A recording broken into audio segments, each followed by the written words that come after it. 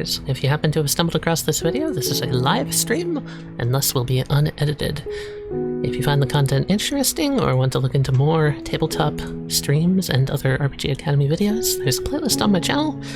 I'm gonna go inform people that this exists, but please skip to the timestamps below in the pinned comment if you want to watch the stream from different points. Today we're going to be talking about battle maps.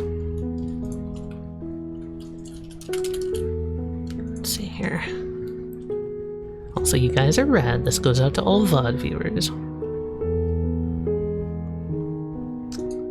That link should work. Yes, yes.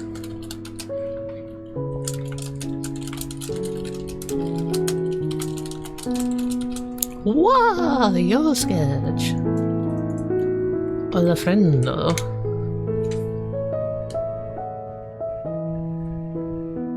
And I gotta change my Twitch fucking PNG, not PNG, icon. That shit's old. Not that I don't like the rook, but I need it to be more on brand. Also, the longer I delay working on this top corner image, the longer it's just gonna stay being Jester. I swear to God, I'll tell you my plan so that maybe the social pressure will get me to actually draw it. I was gonna put the chess game knight up there, so it's not far off from what I was gonna do, but you know, I'm honestly thinking that maybe when JLo comes out, I could make a little layout specifically for playing it. Cause you bet your bottom dollar I'm gonna be playing that on live stream. Showing off as much as I can in that regard. Alright, I'm gonna make a blue sky post real quick, cause you know, this stuff's important. My, aren't we enjoying ourselves? Thank you, Sketchy! 33 Battle months. maps and guns. Very excited. Hell yeah, dude. Guns? Wait, what? Oh, Imogen's there. When did she get there? Has she always been there?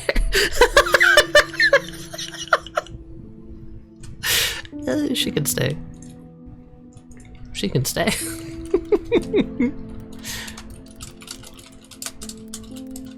I'm thinking of... I have a name for the series now, calling it RPG Academy, because I've been really enjoying doing these.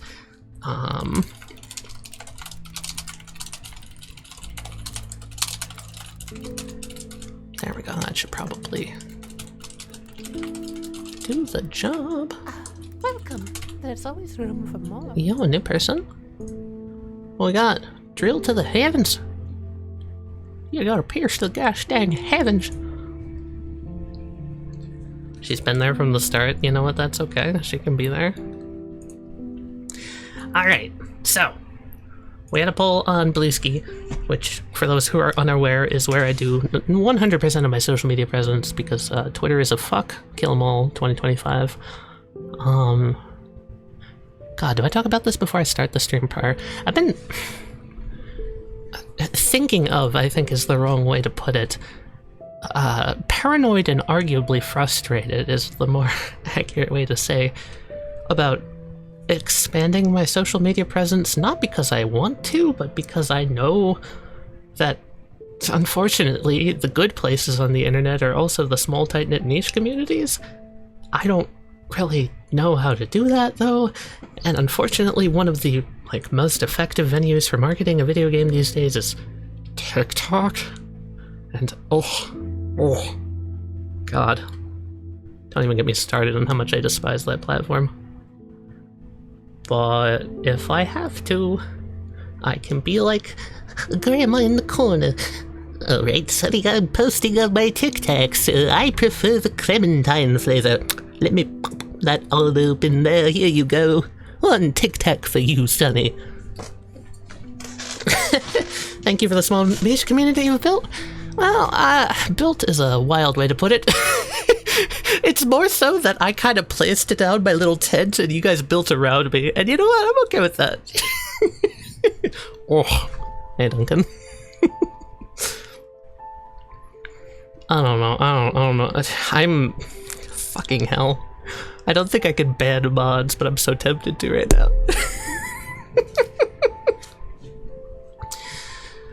Well, yeah, I mean, I don't have any intention of becoming one of those mainstream people, you know what I mean. How do you even advertise on TikTok? I don't know! Like, I legitimately have no idea.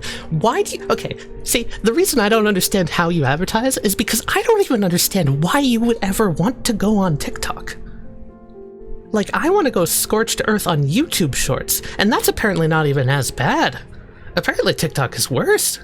It just seems like a breeding ground for child abuse, unironically, and I know that's like the conservative opinion or whatever the fuck, but I unironically feel that way. It feels like it's the iPad kid generation mindset, and I hate it.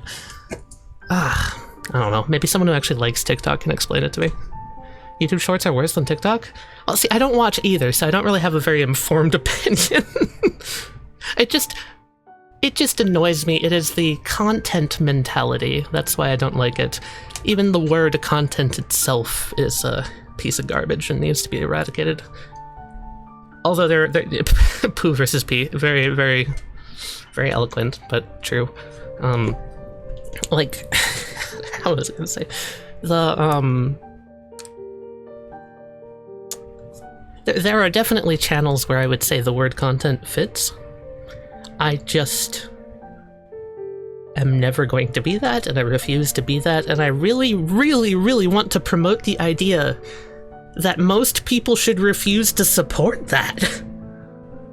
Like, and I want to believe that most people are going to go and watch something from, like, Glitch, which is wildly popular because it's good. But then I see that exact same fan base participating heavily in the exact thing that I despise, so I'm not sure if anyone has any idea what the fuck they're doing anymore. So, I don't know, man. At the end of the day, I'm not trying to control the masses, I'm trying to just make something good, and I'm gonna stick with that. But hey, we didn't come here to talk about marketing or media or any of that shit, we can talk about that later. I'm here today to talk to you guys about battle maps. And I've thrown together a lot of important stuff. I've got a lesson plan today. I'm prepared. So, the perspective that I want to start with is how you sort of, before Mackenzie jump scare, yeah, look at that crusty old art, crusty motherfucker. Here, he can take up the screen while I'm talking about it. The first thing you want to think about before you even start making a battle map is, like, get a Cliff's Notes of kind of what you're even trying to accomplish with it, right? What I mean by this is I've seen some people jump into designing maps when they're just like, I have a bad guy, I want them to fight them. Okay, cool. That's wonderful. But if you jump into designing a map with that as, like, your only jumping off of point, it's kind of like jumping into coding with absolutely no idea what game you're making, or jumping into art with zero idea what you're trying to draw. Yeah, you'll come up with something, but it's probably gonna suck. Remove this argument from the list. You guys can't even see that. There's a weird error on my screen. And it's not going away. Oh, that's goody. What are you? Remove what argument from what list? What? Hello? What are you? Technical difficulties? Oh, is that from YTDLP? Hold on. Remove all? Close? Aha! Found it. You guys didn't see that, so from your perspective, I'm just hallucinating, but I swear to God, there was something on my screen. Where was I? Oh, yeah. So kind of like the short that I posted on YouTube that was, edited down. I'm actually legitimately considering editing down these streams into, or maybe re-recording the audio from, like, the important parts and uploading them as condensed lessons, because I feel like, at least from my perspective, I hate watching streams, so I appreciate all of you guys that are here and are willing to put up with shit like that. But I can't even watch streams of my best friends for more than like 5 minutes without getting bored. It's just it's just how it goes. You're hate watchers too? Oh, I'm glad you hate me. Good, I'm doing my job properly. But I really liked how condensed that one was. So I came up with this like rough order of importance for what I'm considering when making a map, and I'm thinking we're gonna go through some of the, at least what I consider to be the better designed maps in some of my games. I'm starting, of course, with the Mackenzie encounter from episode 3 of Starwood Now. I'm like pretty positive that most anyone that's familiar with our stuff is going to know this encounter, if anything, out of this entire episode, so I figured it would be a good idea to start with this, because it's like generally agreed upon to be the best battle in Starwood Now, I think. At least that was the consensus last time. I don't know. I don't have a personal favorite from that game, at least not as a creator, but it seems like a good thing to break down, right? Because I think a lot of people would like to know how this worked. And I haven't really talked about it since Starwood Now. But, so that's why I bring up Mackenzie immediately, is because the most crucial thing, at least for me, when considering a battle map is who you're even, like, who the hell are you even fighting against, right? Obviously, this battle map, so to give a quick Cliff's Notes on how this battle worked, is essentially, it was a black and white shopping district. The party walked in during a rainstorm and immediately got shot, right about here, by a sniper rifle that happened to fire at the exact same time as a lightning strike, so as to mask its location, and they had no idea where it came from, and they immediately dashed into this shop over here and just kind of ducked and covered for a while. That's the gist of it. Gist of the setup. The intent behind this was to portray a villain that was able to basically threaten the party without them having any idea where they were coming from. I wanted this to be like a fight of paranoia, a fight of kind of stepping it up. The first 2 encounters in the game were pardon me, stuffy nose, that's gonna suck.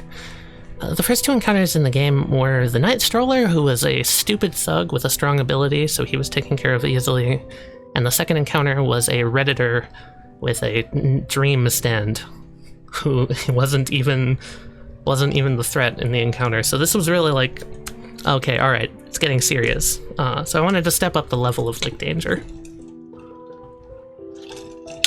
A Redditor, that's what he was!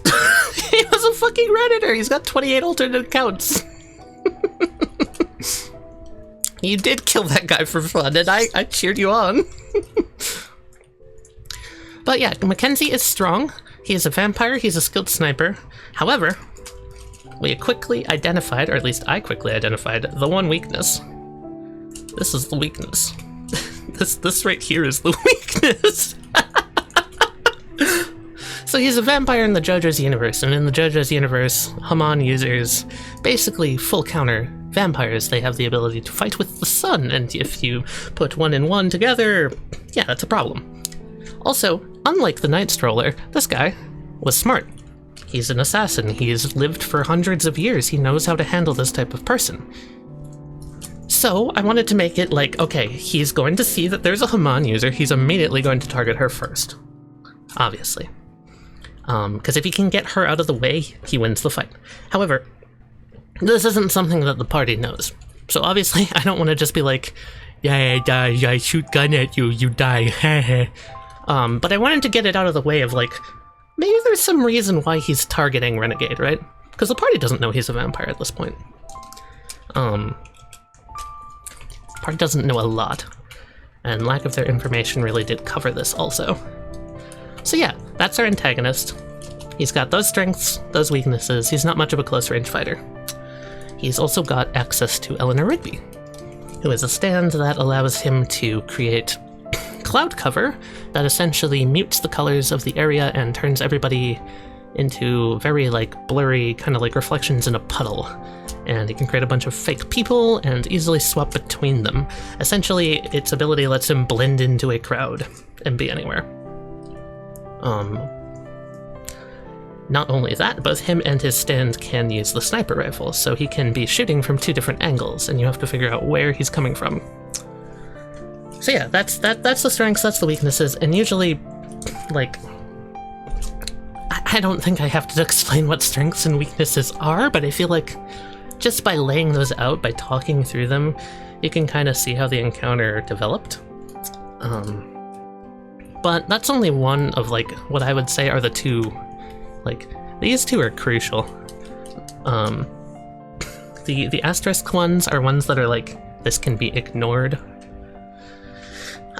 Before I go into like super detail and break down this map, I think I'm going to just talk through the rest of this list. So playable space, what I mean by that is you're going to want to break down your map into like, kind of like how we did with the other map, right? Of like determine where things are, specifically elevation and sight lines. So you see here, right, like windows are crucial because they completely change the sight line, and things like walls, right? This wall, this door here, all of that completely changes the feel and can add to some strategic level. For example, let's say the antagonist is here, the party is here. Just by having this door here, I mean, this is obvious, right? This is intrinsic, but this is why you gotta think about this stuff and have it, because imagine if we didn't have this door here, right? Party walks up stairs. Oh, what are you? I don't want you. Hello, you're not a line. Party walks upstairs. Guy at the end of the hallway, bam, sniper rifle, shoots him in the head, right? That could be a fun ambush. Like, we could set that up. The door could be open on the start. But alternatively, it could be closed. They could run over here. They could, you know, open it from the side. And yeah, you know, this goes on ad infinitum. Tons and tons of different ways to play. And the reason that I put flow lines and choke points specifically here is because these are ways to make something really, really interesting. If it's just this square in the center here, you could have the same antagonist, right? Let's say this fight took place in an open field. Yeah, okay. They can shoot you. But their location now no longer matters. They can shoot you from here, they can shoot you from here, they can shoot you from here. There is literally nothing you can do outside of your character's stand abilities to, like, protect yourself, right? So, in and of itself, just having lines of sight makes it so that you can do things like letting the players gain an advantage, or setting ambushes, or hiding critical parts of the fight. Like, for example, let's say there was a second character here who was actually giving walkie-talkie advice this entire time. I don't know. That's something you can hide behind these walls, right? It's generally a good... Oh my god, I hate the second I start streaming, my nose gets stuffy. This is my curse, man.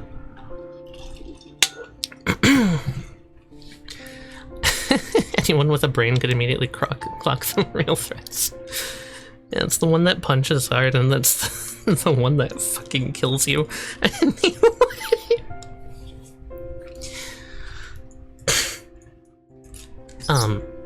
But I think that you can easily see how you can set up line of sight in order to have the battle go the way that you want. So, in this case, the players come in here, and immediately they're met with a lot of questions, right? Here, let me... They're met with a lot of questions, right?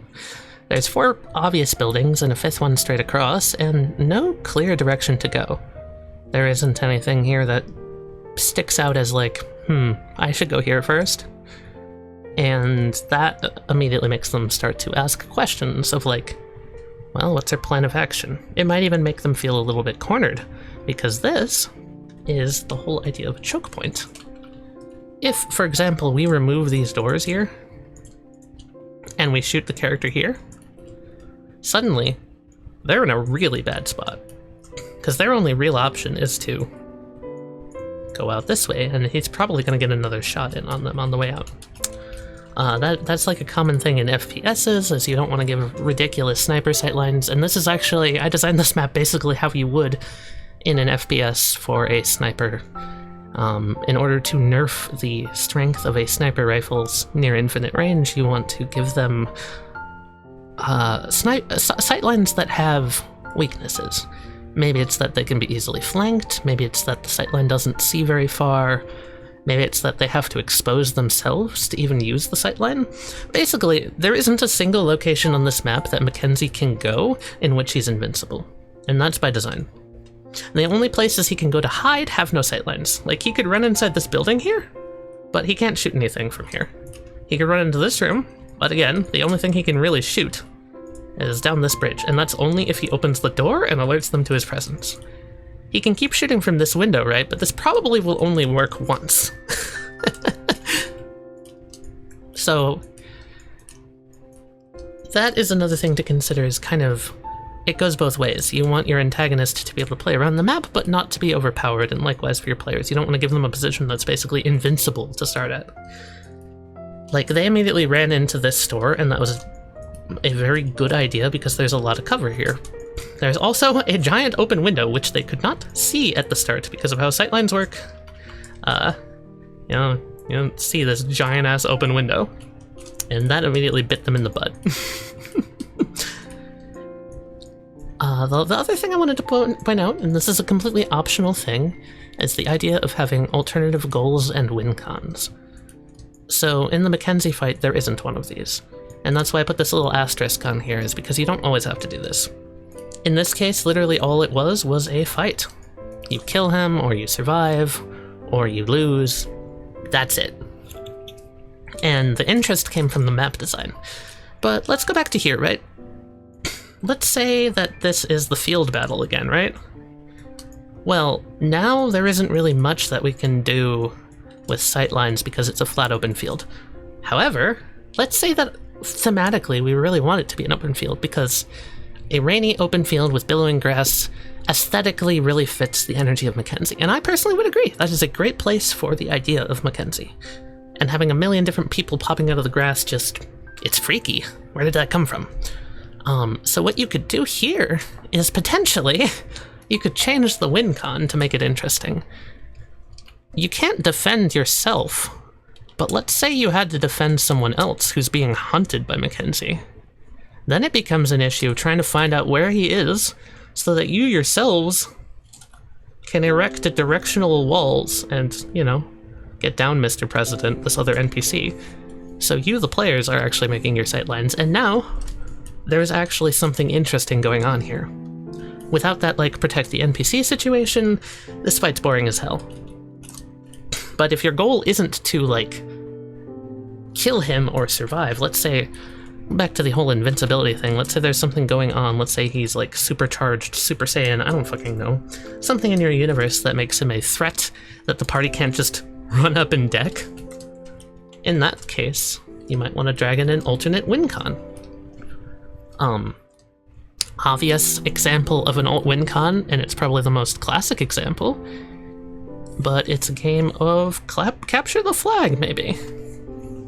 Maybe both guys start with a flag, and they have to get their flag to the other side before the other person does. Already, that just adds a lot to it. Obviously, I wouldn't do this with Mackenzie, because he can literally teleport, but in a more limited scenario, this could be a fun way to change up the battlefield. Basically, what I'm saying is, did I play TF2 to prepare for this lesson? No, this is just like, this applies to any game when it comes to game design. I guess a lot of these could be applied to TF2 maps, though. Especially the sniper line thing. The sniper sightline thing is a common thing for any FPS, though. And that's why I say this is optional, is because you don't need to have an alternate win con. But you do need to have an antagonist, and you do need to have playable spaces, even if the antagonist is environmental. Like, let's say the rain itself is your antagonist, you still need to have something. Otherwise, there really isn't an encounter. If this were Koth Megaton, we'd have been screwed.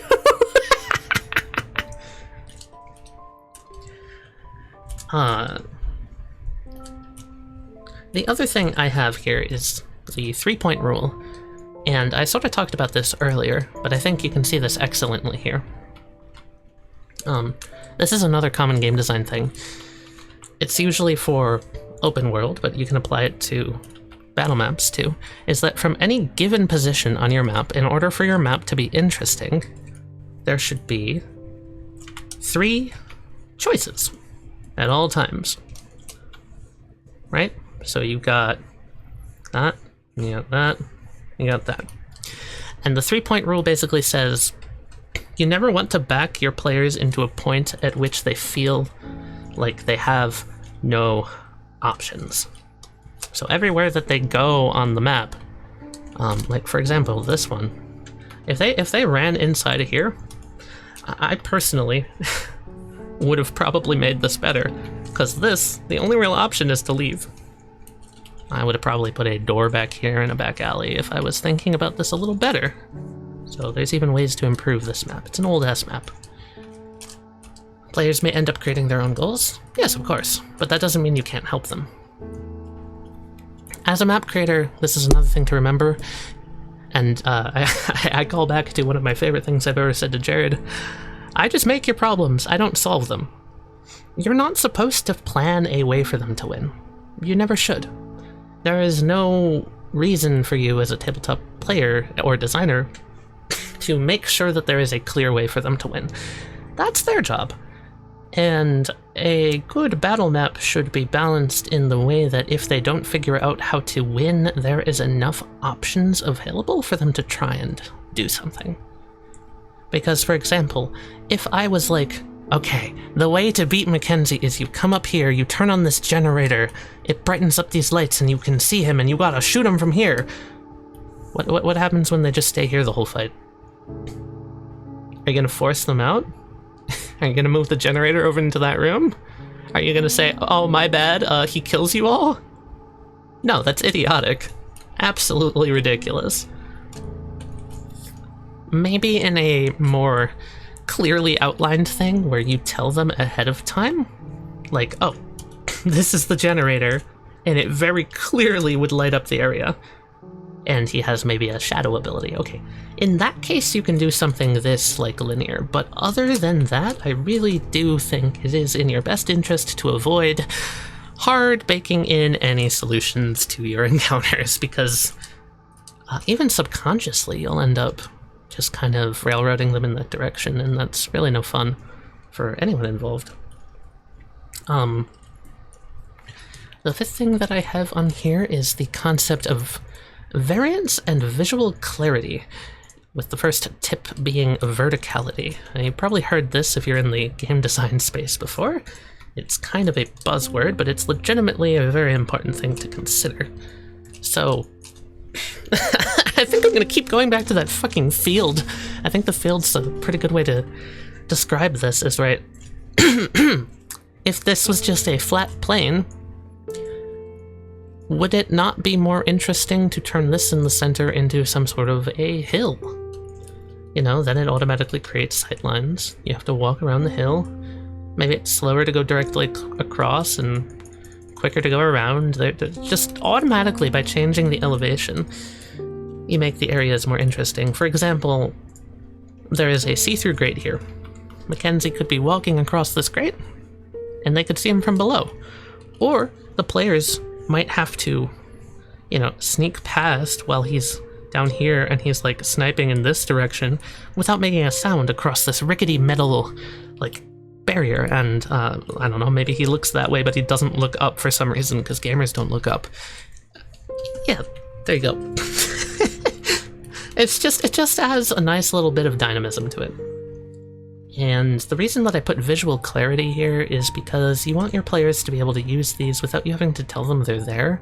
Because if you tell them they're there, you're basically kind of like holding their hand and dragging them in a direction. So, I mean, like, this is very basic, but obviously, staircase, clear change in elevation, great. Anybody with 2 brain cells could tell that this is higher than this. But, like, let's say, for example, I'm gonna go grab this real quick. Let's say, for example, right, This is gonna be so stupid. It's gonna be so stupid. Alright. Say we got rid of this, right? And instead we just... We'll grab this. Yeah, sure. Let's say we got rid of it, and instead of using that, we did something like... Oops. Something like this. Maybe we're not as good of an artist or we didn't have the assets, or we didn't want to put the effort in is most likely why you would do something like this. And you're looking at this as a player, and you're like, well, it's a different color. Does that go up? Does that go down? What is that? And then maybe your GM has to say, oh, that's a raised platform. Maybe your GM drew a little staircase here. Because they're nice. Maybe they used the box texture because, again, they're lazy. Actually, no, that's something that a smart GM would do. Like, you all see what I mean? So, just going the extra mile, and like Duncan said, drop shadows, actually, I think that's a great way to show how easy it is, because even if you have these shitty assets, right? All it takes is a little bit of... just a little bit of extra effort. And already, look at that. Now I can tell it's higher up. That took, what, 3 seconds? You can do it. You really can. I don't mean it has to look pretty, I mean it has to be obvious what you're looking at. Looking pretty can come later. Now that we've gotten past this, we get onto the fun stuff. Atmosphere and nuance is a really quick one, and there's not much to talk about here. I went out of the way to say that this map was black and white because I thought it fit the sort of dull and muted and murky sense that you don't really know what you're looking at, you can't really tell who's who, as well as it fit the visual style of this character who's mostly black and white. And that added to the atmosphere. If this was just like the normal colored version, the fight would have still worked, but it wouldn't have been as fun. And it definitely wouldn't have felt as good. Just by changing the color, the players get this little subconscious sensation of knowing what's up.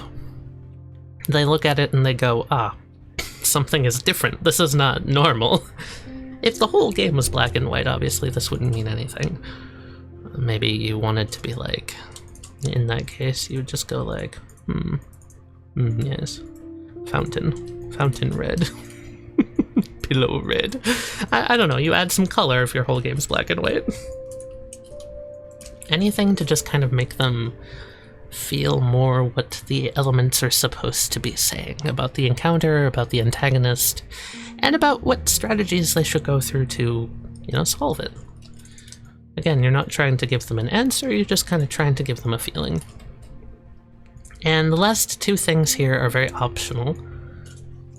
Again, these can be ignored, and technically you could ignore atmosphere and nuance too. You could just make a shitty map. I don't recommend it, but you could.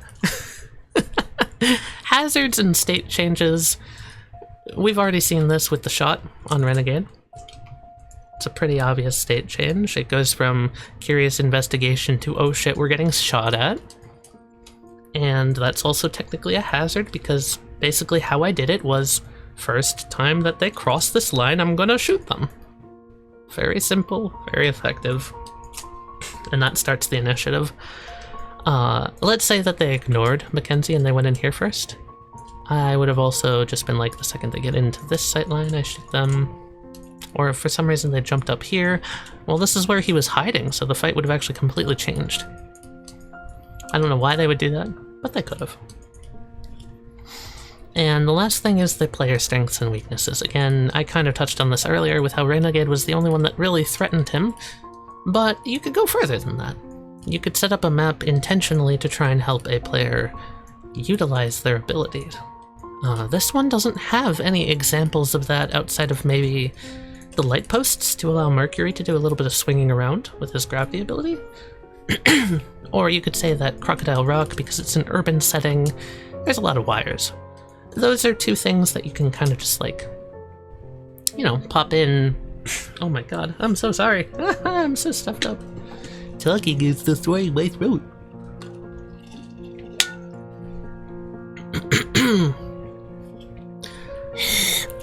Was the Dreamer fight specifically made to make Croc Rock better? Which Dreamer fight? Do you mean the one against the Redditor?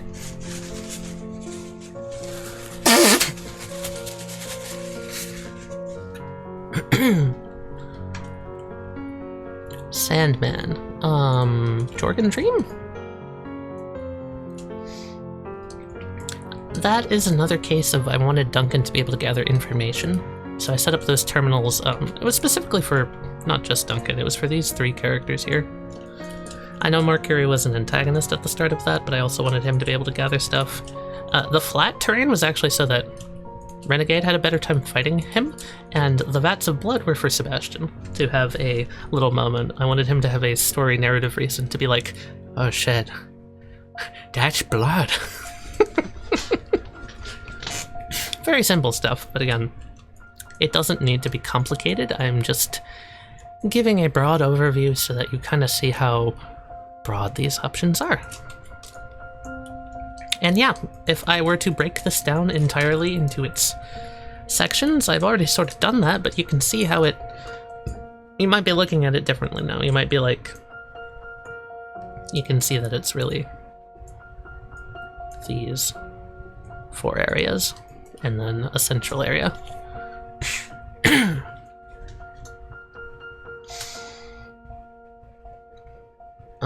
The other thing I have up here is the note of intentional imbalance, which is something that I think adds a lot to the variance, the strengths and weaknesses, basically everything on this order of importance list, which is the imbalance is that you don't know where he is. If we didn't have that, there really wouldn't be much of an encounter, because the party, it's 5 versus 1, they'll basically just beat him regardless, every single time.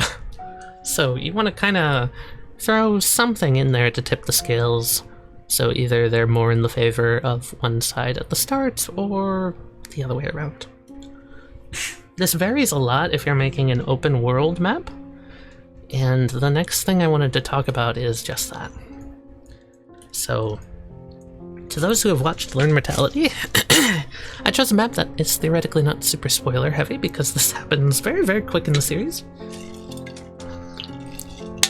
But I want to break down the Titanic and talk about the Lucky One encounter and how it was designed. And why I think it worked. Goodness gracious me. Yo, what up, Titanic?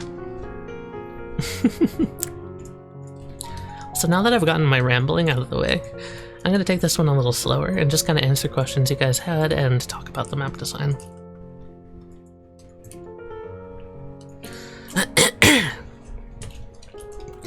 Unlike the encounter with Mackenzie, the Titanic is an open world area. There is no limit to how the party could enter the Titanic. It felt more like a D&D dungeon. It is one of 2 areas in Learn Mortality that I think you could classify as a dungeon, yes. That would be this and the South Pole. And technically the basement, but I don't know. Wouldn't really classify that. You haven't seen this part? This happens in, like, episode 2. Maybe 3, I don't remember. It's early, it's very early. But the antagonist we have here, the Lucky One, is your classic blind chaser monster. It can't see, but it can hear. And it has all these little probes throughout the map, each of which can trigger it to come in. However, one of the most important parts about this map that I wanted to make sure was consistent is that there is always a through line for you to explore it. It's basically like you're exploring a 3D model of the Titanic. So for example, like if you were to break open the ceiling in this room, it transfers right here. That's the floor. If you were to break open that floor, it goes here. There is a 1-to-1 scale between the areas, so it's very easy to tell where you are vertically. And this allowed me to add like a lot of extra complexity to the actual floor plan that I wouldn't have been able to do if, for example, I was using slightly transparent textures like these catwalks. It would have just gotten visually way too messy if it was like 3-storied like this. But on the level of freeform open initiative, I didn't want there to be any initiative, because this was entirely designed for a horror monster. I wanted it to be scary, and the easiest way to ruin fear is to drop your players into a controlled environment such as turn order. Just completely fucks the whole thing over. And Learned Mortality was set up in a way that whenever you got into initiative order, it was almost always at the detriment of your party. And I wanted it to be that running away and escaping, etc., would always be encouraged. And Duncan, yeah, you bring up a great point. Because the monster was supposed to be present the entire battle, if initiative had started, players in initiative, and this can be used in D&D too, they don't run away. Even if you explicitly tell them, their brain is already in strategizing mode. And because the monster is set up to be beaten in some way, they're not technically wrong. So if the initiative started here, and they fought him, it most likely would have only occurred in this small little area, and then they would have been able to explore the rest of the Titanic with no monster, and that's awful. That would have sucked. So not having an initiative order starting initiative spoils there's a monster present to begin with? Well, yeah, but I'm talking about the case of which if the monster makes the first attack on you, I would never start it without the monster being present. That seems a little silly. Even in the case of it rounds this corner and it charges at them, right? Which is what happened in the episode. I want them to be at a disadvantage. And having open initiative does multiple things for the players. It forces them to think on the fly, because they can go out a turn, they can run, they can move, everything is snappy. You have to rely on your instinct. Furthermore, they're much more likely to make mistakes. And so are you as a GM, and you should encourage that, because battle is messy. Battle does not work like D&D battle. Battle is full of mistakes and dangers and changes and players being thrust into horrible situations by complete accident and having to deal with it and just trying to, save each other, like falling into a pit and pulling someone up while the monster's running at you, and then 2 other players are scrambling trying to set off a coal explosion, and another player is trying to climb up here, right? That would never happen in initiative, because in initiative they have time to slow down and say there's 5 players. If one player is like, I want to set off a coal explosion, maybe the guy who is going to go up here is like, I agree. They come over here and they help stack up the coal. The person who is going to fall in this pit is like, okay. And they, again, take a different path to help set up the coal or maybe make a fire. Essentially, initiative allows them to plan. And you don't want that. You really don't want that. What do you think about jump scaring people with initiative and then having the enemy run away to a different part of the map?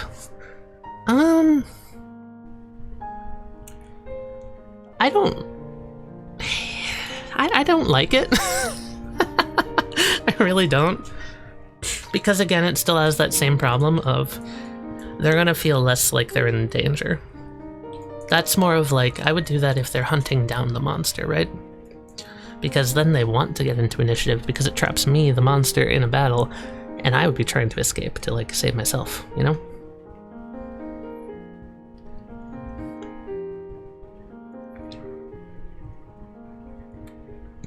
Don't think it would work with a JoJo game with all the BS that goes on either? What do you mean by this? The idea of running away would definitely work.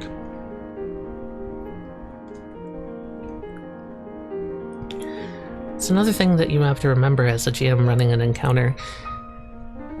If you think the encounter would go better if you broke the rules, then do it.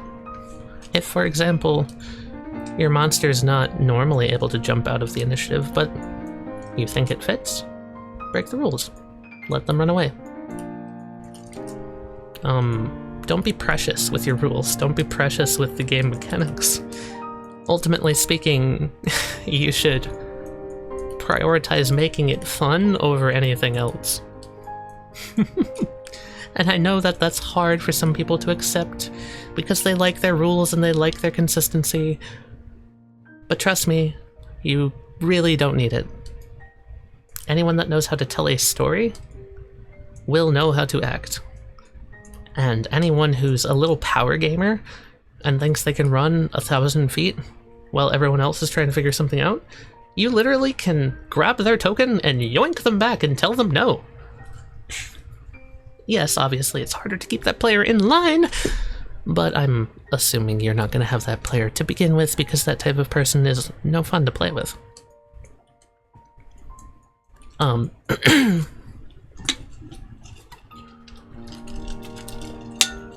the jam power of you get the final say and everything. It's pretty neat. Use it. It's there for a reason. Use it, don't abuse it. But as I said, oh my god. Guys. Why am I like this?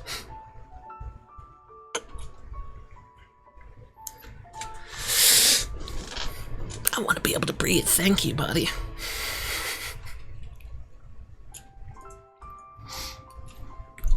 What I wanted to talk about also, the monster being blind but is based on sound, right? So when designing this map, I made a lot of different things that can make noise. Walking grates, empty pipes, rattling coal, you know, obviously stepping on the spongy fungus that is its ears. Up here we have rubble piles, we have beds and metal springs and potentially getting stuck in the floor. Alternatively, we also have this carpet, which I would have awarded the players with basically invisibility if they walked on carpet. And then these linoleum tiles would have been louder. We got newspapers, which give lore, but also rustle. In the final version, I put a bunch of Lucky One goop here to also block this area. There's broken glass. Like, again, all of this stuff is visually obvious at first glance. And once they figure out that it can only hear, they will know that the broken glass is a hazard. You won't have to tell them. At least you shouldn't. And if they do walk on it, you have every right to punish them accordingly.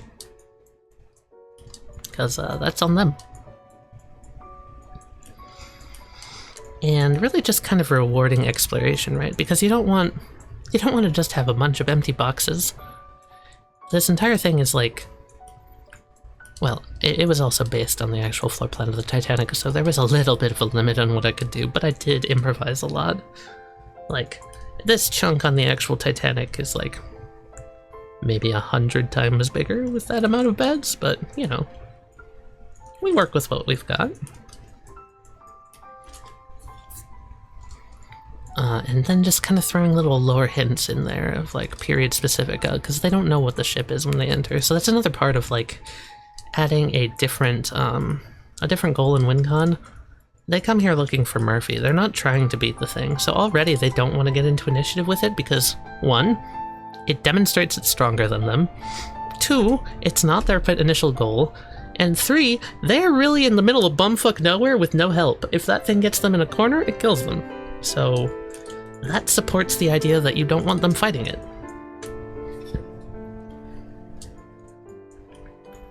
And then obviously, like, there are a million ways to go about this. And this room I set up as sort of a Legend of Zelda boss key room, you know? This is where Murphy got infected by the fucking thing, went full villain mode, and tried to lead the party into a trap. At this point, you get to him, and he's like, actually, instead of leaving, follow me, I found something cool. Because at this point he's gone full Zionist, he's gone full drinking the juice.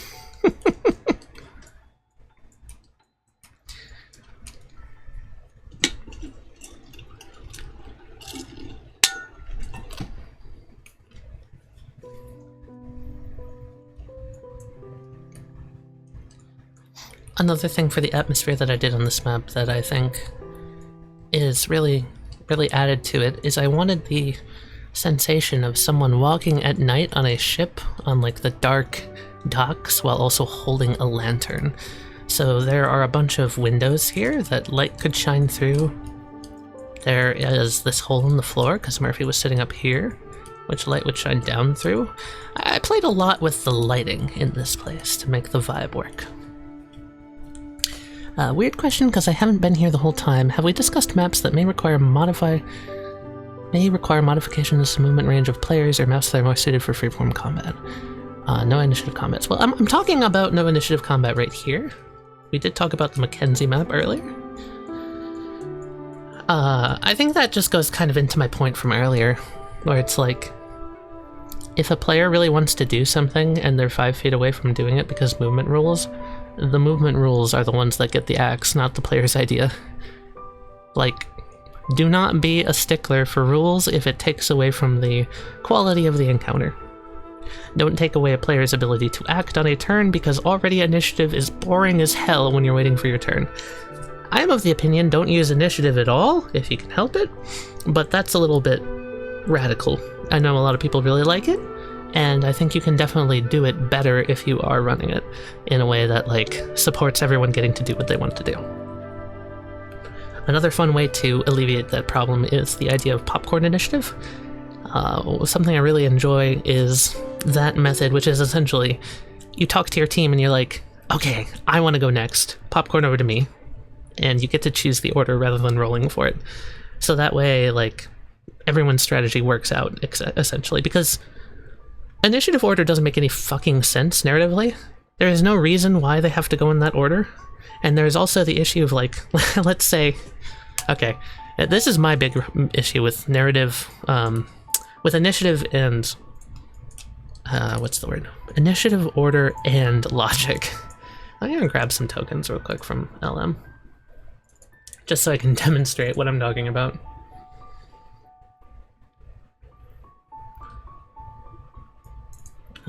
Sure. We will use Larry and this guy and Lucy.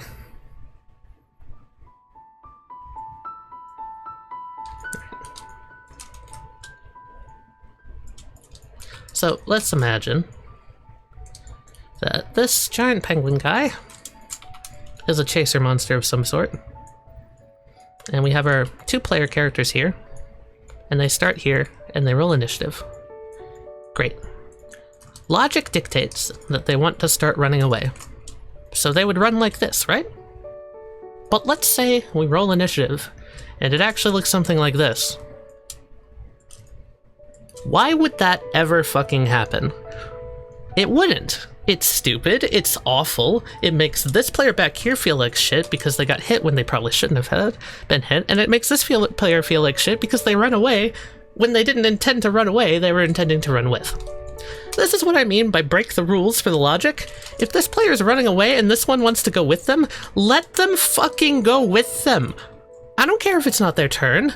Do not do this. This is awful. This is one of the worst things you could ever do in a tabletop. And I hope I don't have to explain why this feels like absolute shit when it happens. Another way that you could look at it is, let's say we have these 2 guys here, right?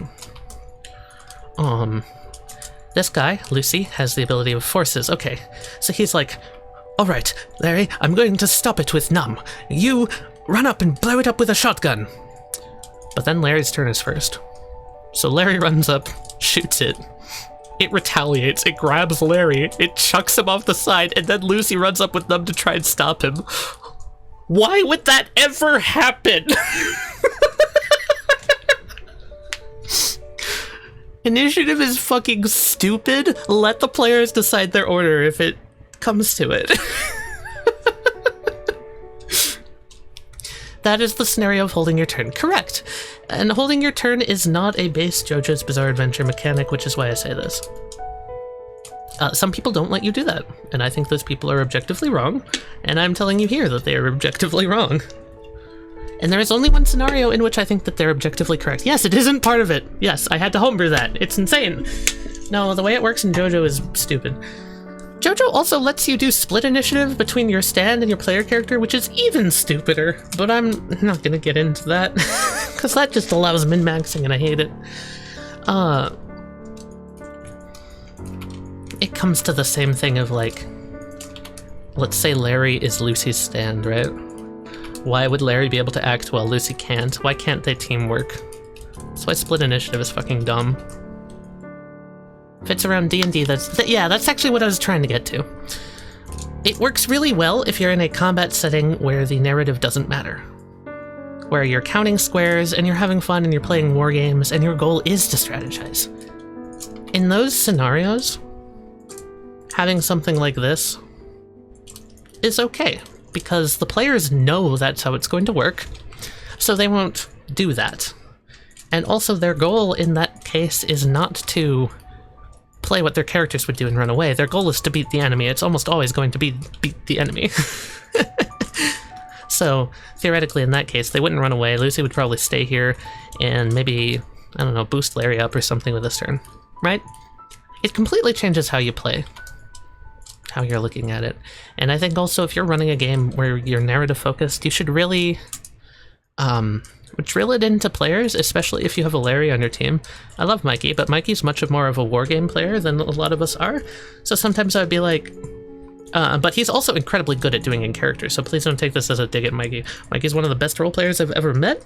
It's just sometimes he goes full optimization mode, which I think we all do. But if you have someone who's like that, who also is just like, nah, I'm not gonna RP my character, just like remind them, like, hey, what would your character do? It's okay if it's not effective. The thing I do a lot of the times is, if a player is like, I want to do this, but it wouldn't be effective, I will just gently go, but is that what your character would do? If so, do it. No one's going to blame you, especially if you fail the dice rolls. A thing that a lot of people in JoJo's Bizarre Adventure end up falling into the bad habits of, and I myself am not immune to this, I have done this before too, is intentionally trying to roll better stat pools. You have an A in power, so you try and roll power even if you're attacking at a range and your precision is E. Maybe do what the character would do, attack with your E precision at a range, and be okay with failing. That's fine. Or maybe because you're attacking at a range, you'll discover a weakness, and your E precision will actually work, and you'll be like, oh, that worked. Essentially, because the dice rolls are hidden, not only can the GM tweak things in your advantage if you're doing something like that, essentially the equivalent of giving someone an inspiration for actively like taking on a flaw in D&D. I really think you should do this. You should definitely support players for making bad decisions, because I think that makes the game more fun and that stops them from trying to min-max, as well as you from trying to like punish them for min-maxing. A part of wanting to use your better dice pulls comes from a fear of failure. Definitely. And that is a... that's sort of a personal thing you've got to work through if you're going to play a tabletop. Because failure is a part of tabletops, innately. And just the nature of dice, I mean, you're in a luck-based game. You can try and reward smart plays versus mathematically correct plays as much as you want, but sometimes the dice just say fuck you, and you have to live with that. How often should antagonists act during freeform initiative? Like, if they're more threatening, should they get more opportunities to react between two players' actions? Well, I actually don't think this is much of an issue in JoJo's because of how opposed rolls work, and that's why I love opposed rolls so much. Your antagonist never has to act at all. But if the players do something to them, you can respond however you want. So generally, what I would do, though, is I count player actions. So I'll be like, okay, there's 4 players, that was one thing, that was one thing, that was another thing, that was another thing. Okay. Or maybe the players have been stalling at a spot and then I'll be like, narrative, timing, busts through a door, right? Basically, use your gut, right? Would it be good for the encounter? Would it make it more fun? Then do something. But if you feel like it would be unfair to your players, maybe only do something if they've, like, fucked up a lot. You know, punish them for mistakes, but don't punish them for just playing the game. If the education has taught me that if I do bad, I'm doomed forever, I'm gonna let you in on a little secret here. I'm a college dropout intentionally because I would rather run tabletops than go through the atrocious American education system. Fuck school. Fail harder, win more. The only measurement of success that matters is your own internal one, is what I'm trying to say there. If you think school matters, then it does. But it doesn't matter if anyone else tells you that it matters. Because for me, satisfaction comes from seeing that I'm improving and doing something to the highest level of excellency that I myself set out to do. I don't really give a shit what other people tell me. Like, I have had people tell me some very awful things about my creations or my art, or, you know, every creative goes through this, especially those who read YouTube comments. Dear Lord, you guys, if you don't have a YouTube channel, you don't want to read the comments. It's not fun. Basically, at the end of the day, imagine those guys as like, oh, you know what? Here, this is perfect. If someone said something you hate, well, guess who was saying that? It was Murphy. Are you gonna fucking let Murphy tell you what to do? Nah, fuck Murphy. Everyone hates Murphy. Screw him. He's just a little bastard, man. Are you gonna let him decide whether or not you succeed? Look at him.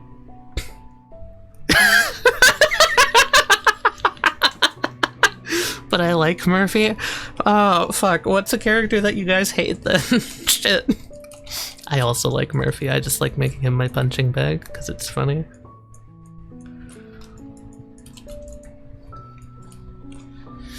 Essentially, if you don't get one guide, right? Don't let the opinions of someone you've never met alter how you live your life, because you don't know who they are first and foremost. They're not an authority figure, and even if they were, authority figures are fallible. There's a reason that appeal to authority is a logical fallacy. If you're saying, oh, you do this in game design because this guy who made Xbox does it, or this guy who works at Nintendo does it all the time, that is not a reason. That is not a valid argument.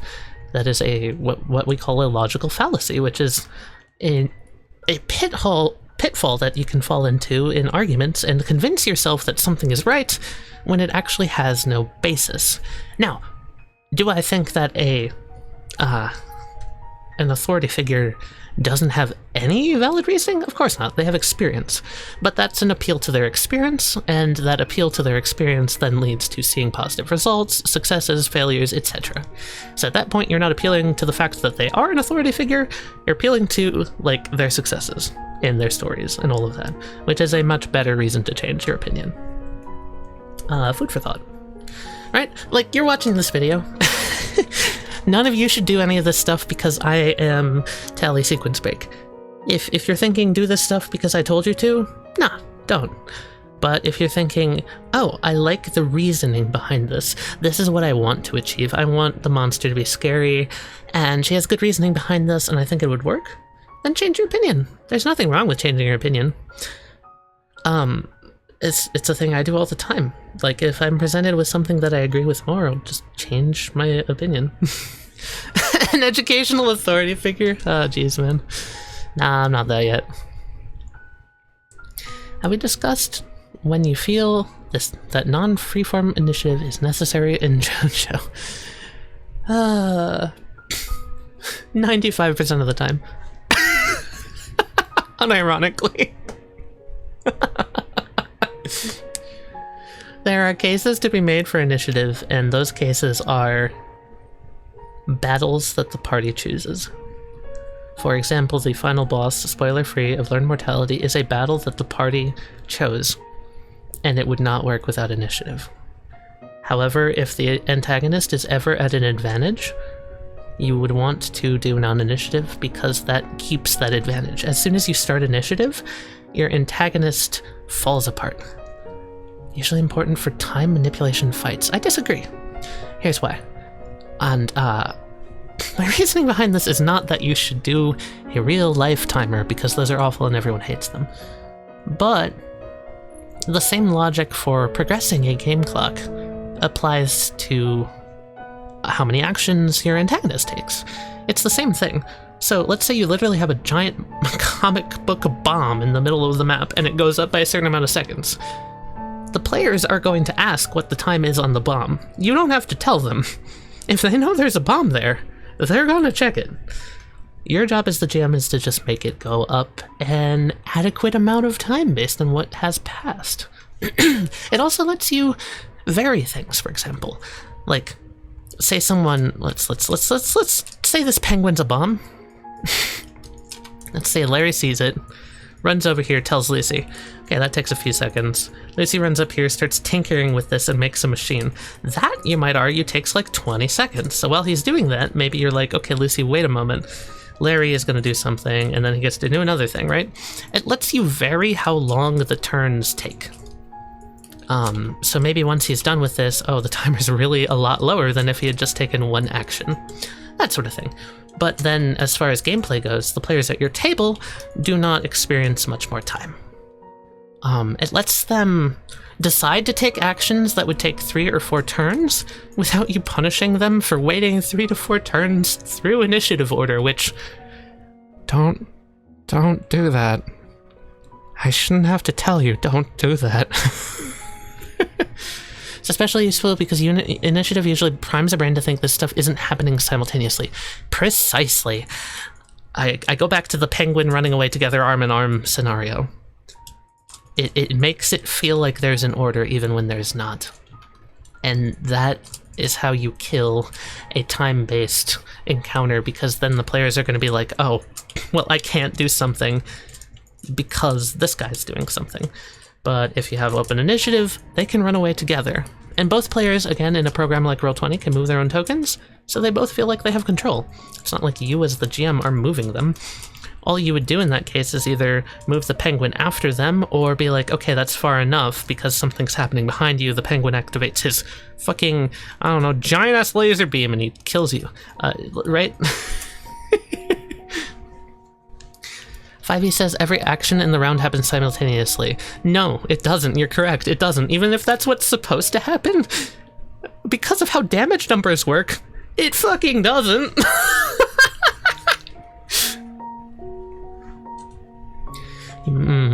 Had thoughts about a rating system that navigates these issues around initiative. Yeah. A lot of my systems that I've written have that intent too. I think it's definitely something you can do. I know we're pretty far out from Core++, but I think you're gonna like what I have there. I have kind of like a mixture of the strategy-based stuff from Initiative and also the freeform stuff. It's essentially your group gets an action count, like a hard limit, and then there are sightlines. If an enemy spots you, it swaps to enemy turn, and then they get their actions, etc. And this is going to be like a raid mechanic, essentially. Let's say you send like 12 players into an enemy base, and then you have like 30 antagonists roaming the base. You really only have to focus on where the players are at that moment. Hence why I've like simplified it down into not letting everyone act, but letting them act as a group. You'll see more what it means when we actually get into playing it. It's really hard to explain it, but there are ways, is what I'm trying to say. A lot of my confusion comes from the misconception that game mechanics handling is intrinsically tied to initiative. It doesn't have to be. Yeah, correct. It's not. Initiative is really only there to give you structure. And I should also say this. It is 1,000 times harder to run a freeform battle than it is to run an initiative. And I totally understand if you're overwhelmed as a GM and you're running a freeform initiative and you're like, I don't know what's happening. I feel like I'm not playing to my fullest potential. That is a learned thing. I never play to my fullest potential intentionally, because that would just not be any fun. And I like making mistakes and I like having opportunities. but some GMs find that incredibly anxiety-inducing. So while you're still learning, it is totally okay to just stop everyone and be like, okay guys, I'm panicking, can we roll initiative so I can know what's going on?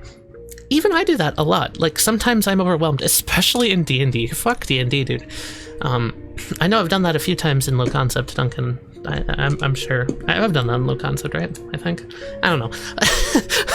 even someone with a lot of experience like me easily gets overwhelmed. So I think it's perfectly fine for you to be like, all right, we're going to sacrifice this encounter and just go into initiative.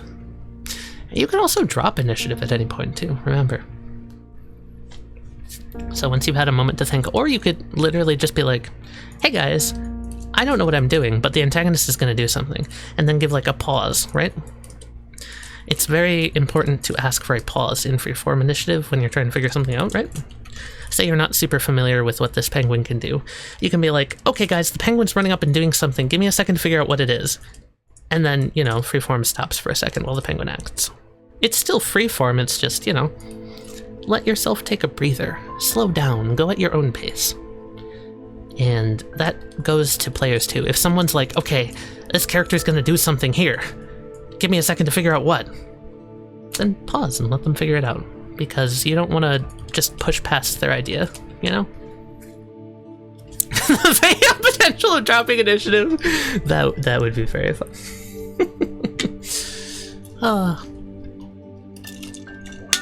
Thinking about those bros attacks, oh my god, yeah dude, that's another bonus of freeform, is you can get fucking bros attacks. Like, you're encouraged to work together a lot more in freeform too. It's great. Look at Larry, throwing him like a fucking bola. Woo! Impaired movement.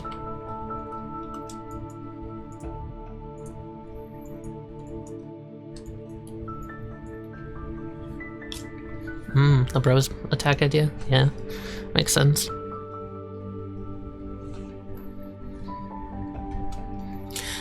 Writing mechanics for that is very hard, especially when you want to balance strict rules and then guidelines.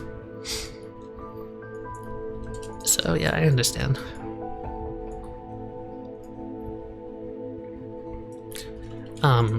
I also put this little note down here, which is kind of ties into the antagonist strength or weakness section, but I think it's important to talk about for the Titanic specifically, that this is something where you're going intentionally into enemy territory. Duncan, never say that again. Holy.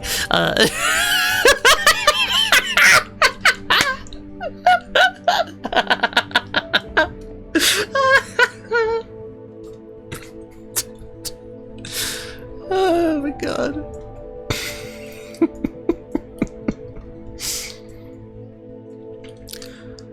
Basically what I'm trying to say is if they know that they're going into a enemy territory, you are welcome to make the encounter more dangerous. Basically, you want to play to their expectations. And you should make sure you set the expectations properly and all that, right? I shouldn't have to tell you that this isn't an allied location, right? It's a giant fucking battlecruiser in an ice flat. Yeah, that's not supposed to be there. And then there's two other things that I wanted to talk about. These are pretty simple. That is how much complexity you put into a battle map, right? The most complicated battle map I've ever made is that of Isotiller. And this is a map that was designed to potentially accommodate for 20 plus encounters throughout the entire game. So I really wanted it to have a variety of locations that are dynamic and could entirely change how a battle progresses.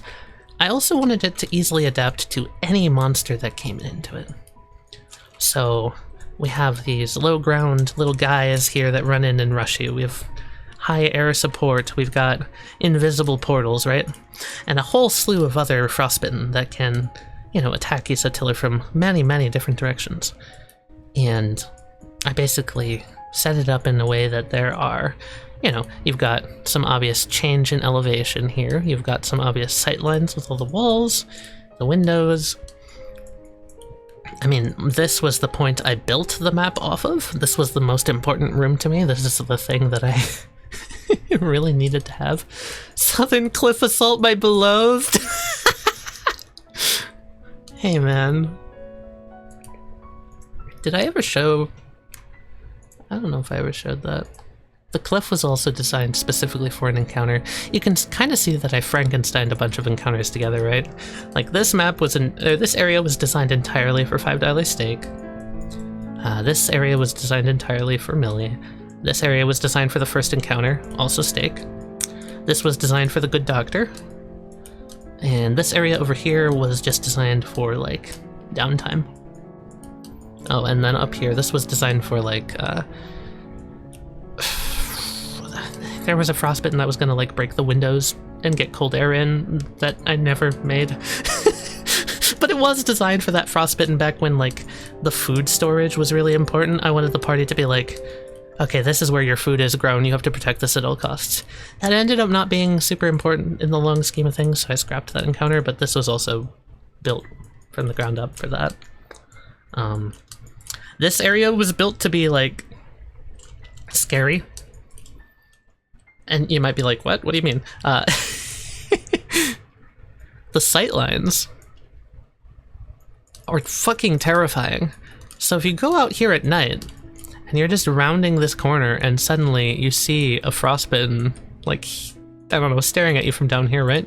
This was basically set up for the good doctor, but it was also set up for just, you know, fucking with the people, giving them paranoia, all of that. No big fight takes place across the entire thing. Yeah, no, definitely. They could, but the entire map being used is a little overwhelming, and especially at the start of the game, I wanted them to be able to focus on small places so they could familiarize themselves with it.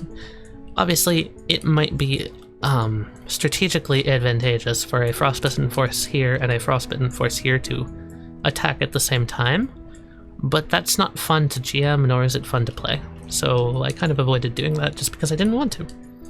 Not saying that that wouldn't work, it would definitely work. And if I go into my concept art, I'm pretty sure... Well, I've got this. Right, like this was the...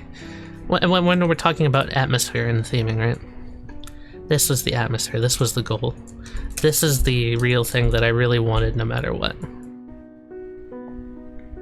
Was this scene to be possible. So I wanted to make the entire area surrounding it possible, etc, etc.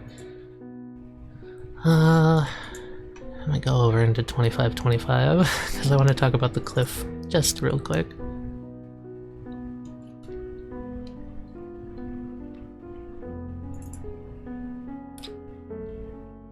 There we go. The cliffside was also designed for an encounter that never happened, but this is the goal there. Pretty simple, pretty straightforward. I wanted essentially to do an attack on Titan. I wanted something to come over the side and be a big threat. So I needed a big area of play for that to be possible. So I designed this bottom area like that. And obviously this leads down to another encounter, right? There are multiple exits off this map. So you can go down there, you can go there. Da. And technically da. Can't wait for one of your groups to have the hee-hee. Oh man, I'm excited. Dude, that cliffside battle is one of the things I'm so sad never happened.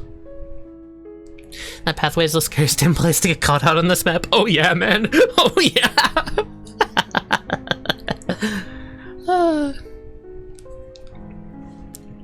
I love the hangar. It's like wall or cliff. You decide. How do you want to die? But essentially, because this is a reoccurring map, I wanted it to have an excessive amount of complexity so that there was always something for the players to learn. I didn't want them to get bored of the base of operations, since they would be seeing it so often. And then I have one more. This is probably one of my favorite fights I've ever run. And you may be asking yourself, what am I fucking looking at? That just looks like a flat rectangle, and you would be correct! It's a parking lot. That's it. But it is a parking lot with atmosphere. This is from On the Road Again, episode 4, where the concept was that the lawyer character, Derek, comes back out to the parking lot after a like contentious encounter with his superior. They have a talk, things go sour, and it becomes a 1v1. So this gets down to just... Yes, this is after the courtroom. This gets down to just 2 characters with guns and nothing else. And this basically breaks every single thing that I've told you guys so far, and that's intentional because this battle was supposed to feel very focused, very confrontational. It was supposed to feel hopeless for Derek. It was supposed to feel like tragic because it was someone you trusted that you're fighting. It was supposed to feel thematic to the whole story with its red and blue colors. It was supposed to feel very like macabre with just the setting being this very simple parking lot, right? Obviously there is still sight lines, there is still options, but really there's not very much. And also it was intentionally set up to be 100% even. Both sides have access to cars as cover, both sides have guns. So there's really no complexity here at all, and that's intentional. So essentially, I gave you all of the things earlier so that you can know how to break them. Because it's a common thing where, like, masterful artists will always say, you know, you should get the basics down before you start breaking things. And I think that there is merit in that you have to have a good grasp of what works, so you can know how to make things that don't work. And this arguably would not have worked in any other concept. This map only applies to this 1v1 and would have been pretty fucking terrible any other way. Oh yeah, play video games. True. Look at an Advance Wars map or an XCOM map or Cielo whenever that comes out, which is also using these concepts. Play Thief, yeah. Worried about doing fights with only some of the party because I'm scared the people that aren't fighting will get bored or something. That was how I used to feel. It's completely the opposite. 1v1s are the hypest thing in any tabletop ever, and I now go out of my way to try and encourage at least 1 or 2 of them happening every campaign because they are just so intense. They shouldn't always happen, but when they do happen, basically the other party is like, they're on the sidelines. They're your hype men. They're cheering you on. They're like, oh god, come on, you got this. Please don't die. I can't help you. It adds a level of stress to them. It adds a level of helplessness. It adds an excitement because oftentimes the character they're fighting in the 1v1 is a very anticipated encounter. The Lucy Tiller fight is brought up for a great reason. Yeah, that was like philosophically and mechanically probably one of the most intense fights in that whole campaign, and it was just, again, 2 dudes basically with guns in an open room. They had spinballs, but you know, it's a very even fight.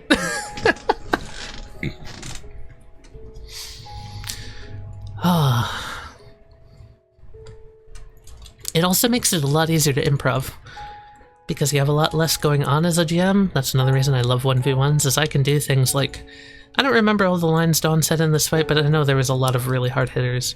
Tiller said a lot of hard hitters. And all that stuff I probably wouldn't have been able to improv if I was also trying to figure out the mechanics of, like, 3 stand abilities at the same time. It lets you take a step back and just really focus on something interesting. And it helps break the mold. Because no matter how good your gameplay loop is, breaking it up occasionally is like surfacing for air. You may love scuba diving, but you still gotta get a breath of air every now and then. You forget that you're the GM. Depending on the problems given to the players in the map layout, what each player is doing can feel disjointed. It definitely can.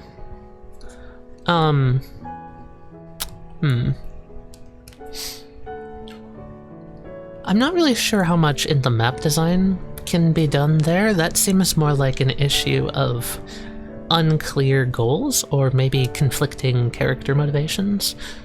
If it's a matter of character motivation, I don't think that's a problem, really. I think that's player choice, and the messiness should be allowed, right? But if the issue is a lack of clarity on what they should even be doing, then there might be some like subtle design changes you can make in the map or the encounter to make it like more clear. I know sometimes I'll notice like one of the players isn't really in on the fight, and I'll try and have more things happen around them to get them more into it. That's another case of like, I don't, how would I put this?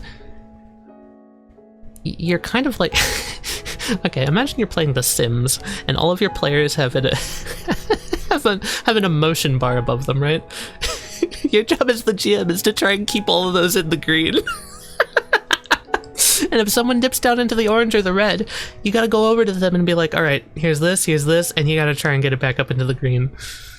That's like one of the most important things, is again remembering you're not only playing for one player, you're playing for a whole group. Do we have to tell our players to use the restroom? Yeah, if your players are fucking in VC, you probably should break them apart.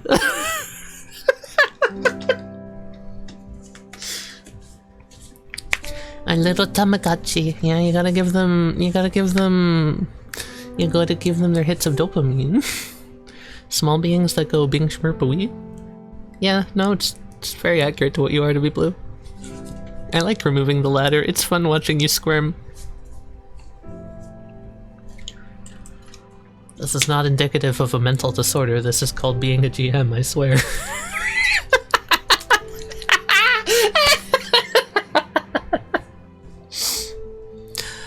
Oh, God.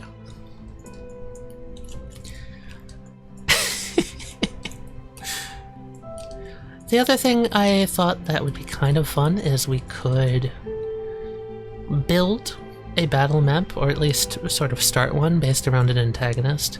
I don't particularly think that's super helpful, but if you guys would like, we can walk through the process of actually building one of these. Weird question, what about fights where the map is the enemy? Excellent question. I do that a lot. Let me go see if I have any examples. Let me see. Can you think of one off the top of your head that I've done? Because I know I've done it before. Those are called puzzles. Shut up, Duncan. The absolute zero one? Oh, yeah, I guess. Yeah.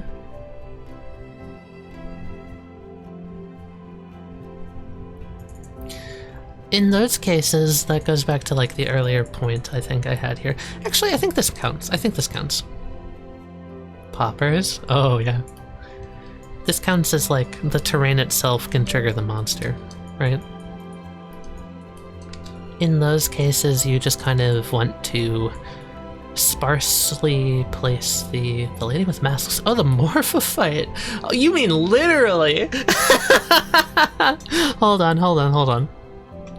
I can go grab that. Sure, that's a fun way.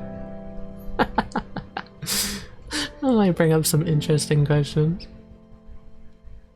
Flame uppers.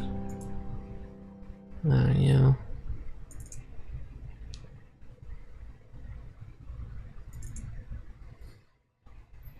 Break out the vintage. It's vintage time, motherfuckers. Where did I put you? In here, right?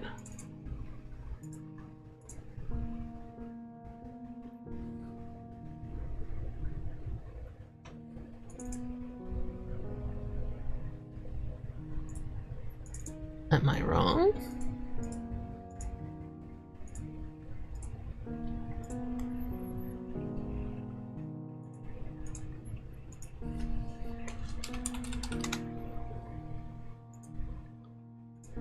Maybe I didn't put it in there. Alright, well, hold on.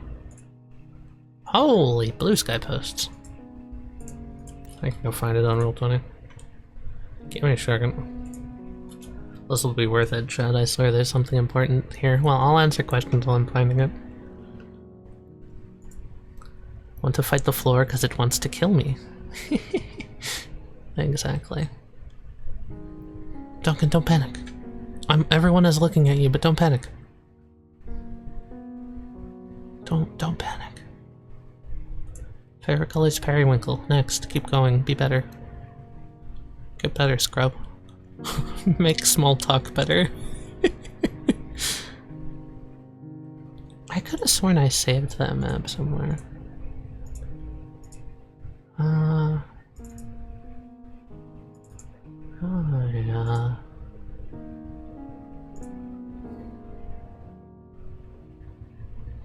Might have deleted it though. That sucks.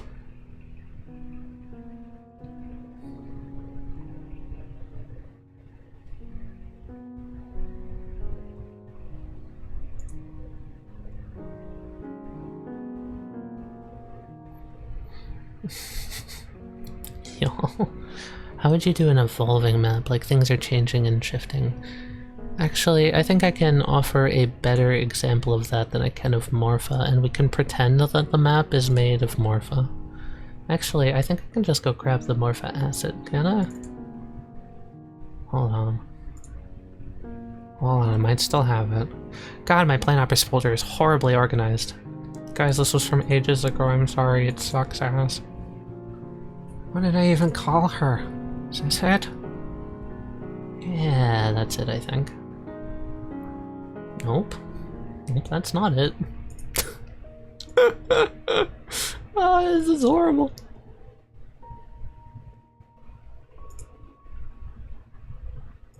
How about if I just use the find function and search Morpha? Hello? Comes up with the music. Oh, wait, was it called Mask? Yes, that was called Mask. Okay, wait, I got her. Yeah, I got the best girl final boss arc one Planhoppers. Spoilers if anyone cares. Here she is. Look at that. And then the battle was essentially this. I'm just gonna recreate it real quick because it wasn't that hard.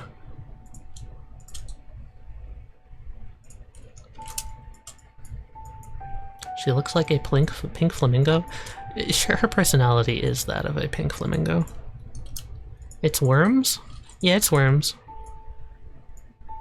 Oh shit, it's a hand made of worms.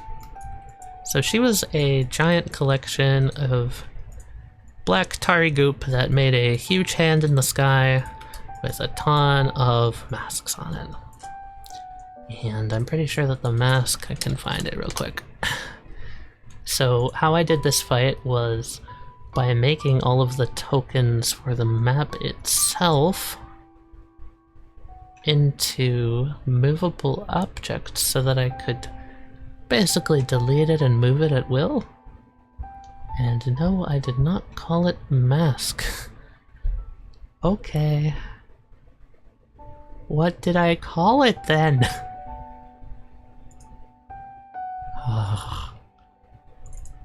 Local idiot can't name files.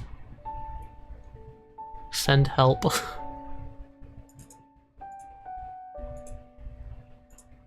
Jesus Christ. I wonder why I don't run Planhoppers anymore, this is why. Here? Wait? Yeah? You know what? That's close enough. Okay. This'll do.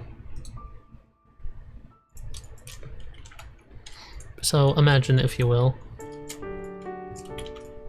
that there's just like a million of these little guys.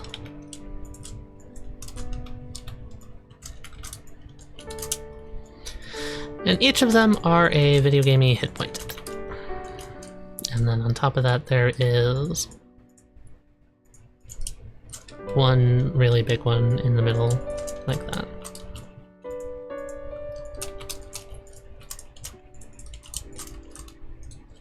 Alright, cool. There's the Morphophyte recreated. I can't believe you're an unprofessional 7 years ago. I know, right? Funny summer game. Right, so the concept of this encounter was that this normal one-person sized token was going to explode up and become the size of like a small house. So the player character tokens were about that big, for reference. And it had a big stationary hit point and a bunch of little guys that could shoot spells at you, right? You could also destroy parts of the body, and she would like intentionally destroy parts too, and whenever you took out a mask, it would like, boom, blow up part of the body. And this all took place over top a place called the Labyrinth Winds, where falling basically meant you would be shredded to death by razor-sharp wind, basically instantly. So, very high threat. It was also the final boss of an arc, so it was intentionally incredibly hard. So in this case, that's kind of, I'm going to kind of merge those two ideas together, is if you want to have the battle change over time, you can turn parts of your battle into physical objects and move them around. It's pretty simple. It's not actually that simple, it's pretty hard, and you don't want to do it very often. But you might want to section off like any moving parts as specific objects and then make a static map behind it. I do this a lot in Disjoint Quarter, however those videos haven't gone up yet. I do this a lot in other games too. I did it in Star Road Now with the final boss. In fact, I can probably go grab those real quick. Alright, sorry, it wasn't the final boss, it was second to final boss, whatever. You get the point. Essentially, I turned parts of the map into these little guys, and I could move these around, and this added to like a level of like variety, right? You have these fully finished map parts there to scale. Your players can like jump on top of them, move around, but then oh no, it's moving with you. Oh no, right? And that's just simply a matter of like, you're gonna want to minimize however many moving parts you have. In this case, the background was a static object and only these things rotated. So it made it pretty simple. Morphophyte, but you didn't pay for Roll20. A home that changes which rooms are. Yeah, exactly. You want to set it up like that, so... again, Disjoint Quarter does this pretty effectively, but I'm not going to spoil that yet for y'all, because it hasn't come out.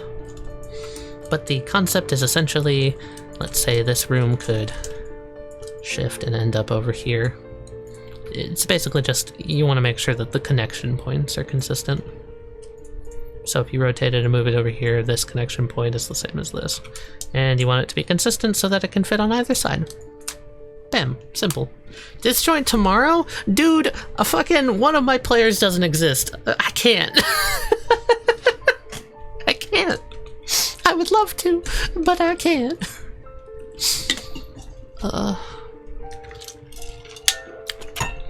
Check the announcements if you're curious. They're fine. They're doing all right.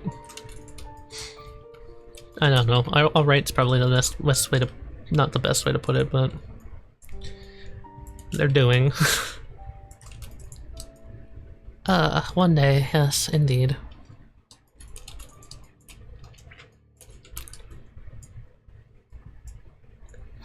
So, hopefully, I feel a little bad just being like, just do it, but I think that's like, yeah, just do it. It's not that hard to make a map modular, it really isn't. I mean, I wish I had more depth to give you, but no, it's just, you know. Turn the moving parts into pieces, move them around. I mean, actually, if we're thinking about plane hoppers, it had a system where the Labyrinth Winds was a randomized dungeon. And I set it up so that there was always a solution, right? So you had like certain number of doors, and whenever the players walked through a door, it would lead to another room that was randomly selected.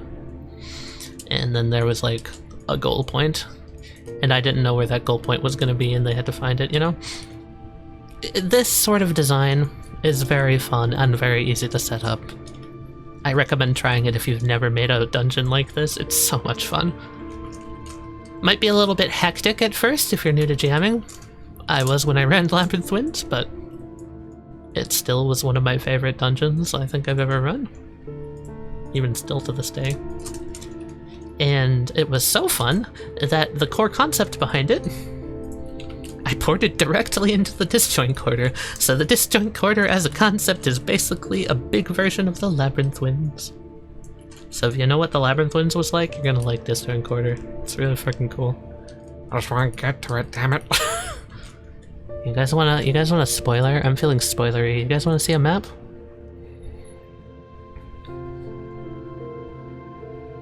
Someone give me a number between 1 and 120. Any number. You only get one.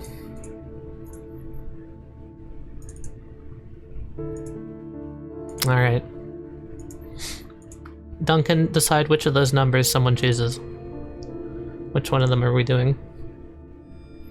I'm not showing you 69 because there's a joke on that map.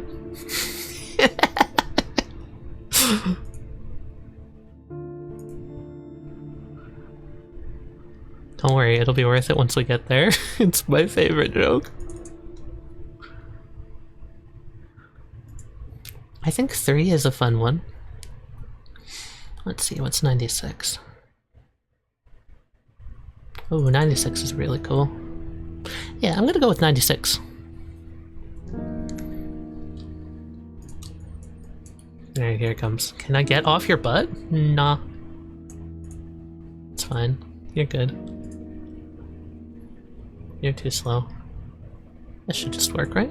Yeah, here we go. Here's one of the maps. So if room 96 shows up, this is what you're in for.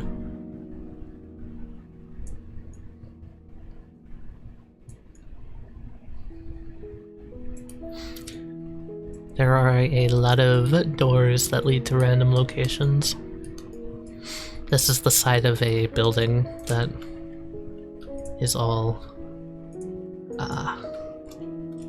as the kids say, fucky wucky. But this is like a horizontal view, so it's like a wall here, right? And then this extends out and that's playable space, but this isn't. So you can walk like here, you can walk up here, you can climb. This is flat, obviously.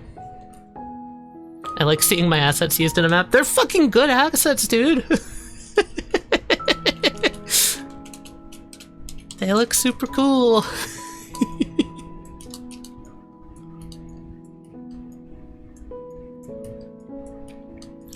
Yeah, this is one of the different... there's a bunch of different palettes I used for the Labyrinth, and this is the Brutalist palette. Duncan has gotten me obsessed with those visuals, and I never go back.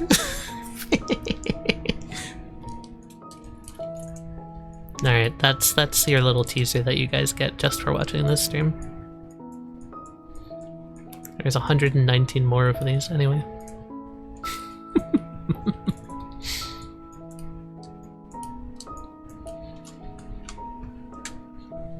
Any more questions y'all have before we end stream here? Because I think I have talked about pretty much everything. At least that I wanted to get to. Now cut this out of the VOD? Nah. I'll cut it out of the cut down if we do a cut down. How am I so rad? Well, you see, it's the nuclear, it's the nuclear radiation. That's where I get all my rads. Would I eat one of the mask worms? I mean... would you? When are we playing Deltarune? When I get my meds. This is an unmedicated tally moment.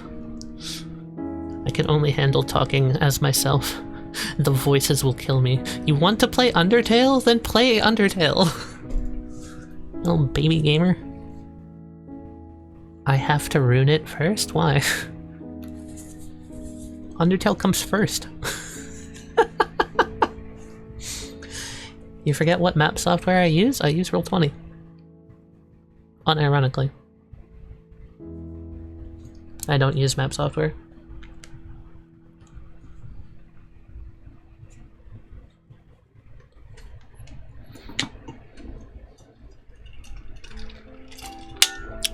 Oh, I see. Okay. Well, then we have to find a time to actually do it, Duncan.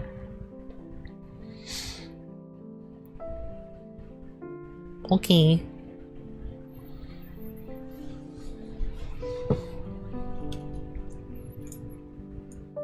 September 10th. Doable. Probably. It's around the time I'm helping Gat move, so who knows? Who knows? Before we wrap up today, I also want to ask you guys, I'm going to be making another poll. What do you guys want to talk about next time? There's a lot of other stuff that I think would be really good topics to discuss. The one that I want to keep pushing for is homebrew mechanics, where I want to break down how I built the Frostbitten as like a concept. Talk about making homebrew antagonists and monsters and all of that.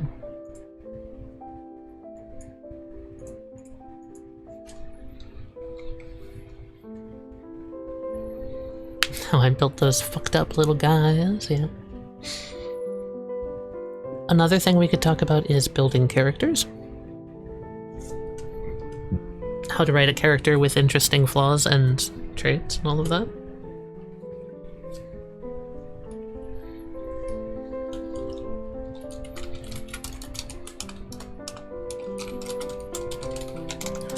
I know I want to talk about, like, man antagonists at some point. Time management and group organization? Oh jeez, I don't think I'm good enough at that to talk about that.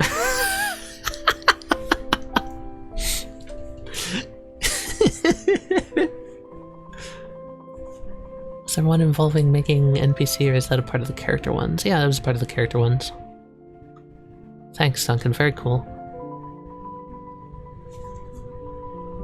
I just don't have anything to say on time management, really. It's gonna be like a 5-minute stream.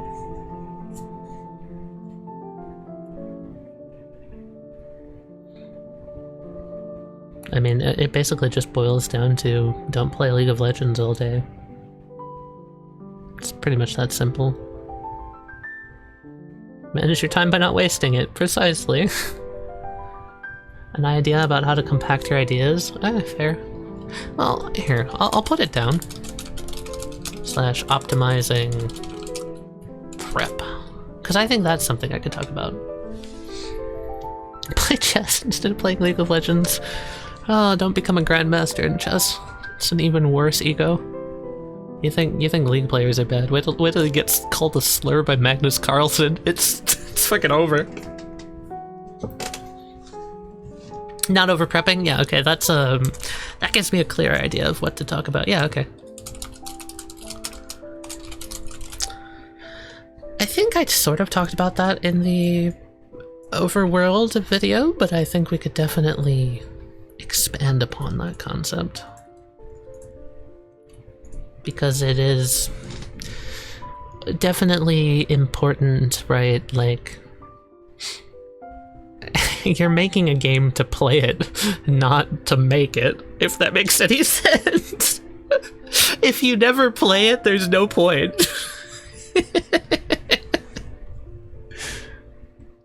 So we could talk about like all of that and making your own like hierarchies and priorities and all of that.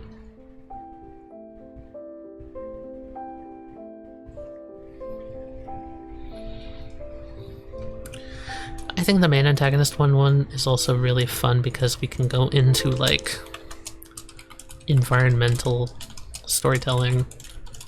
We can go into mystery stories.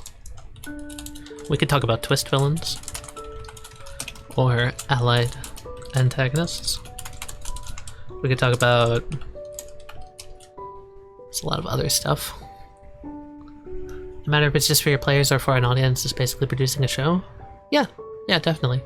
I, from my own personal experience, liken it a lot more to video game design, but it's the same concept of you want to get it out there eventually.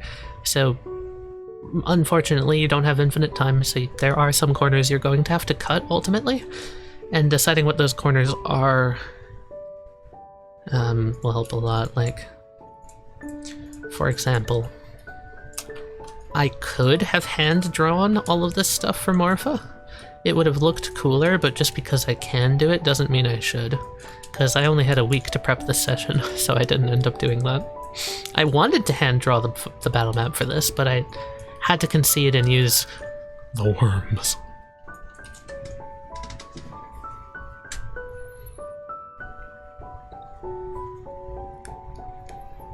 The other thing on main antagonists I think is interesting is, not exactly main antagonists, but writing central characters.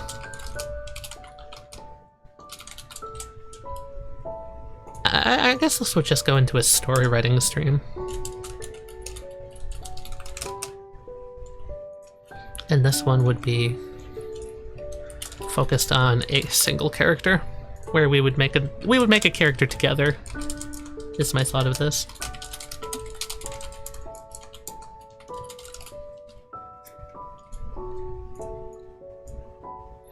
We could also look at specific characters that I've written before. Talk about what worked, what didn't work, why I made decisions, all of that stuff. All of that fun stuff. Can we have an hour-long talk on how to kill Murphy forever? Alright, I'm gonna let you in on a little secret. This is all you have to do. That's it.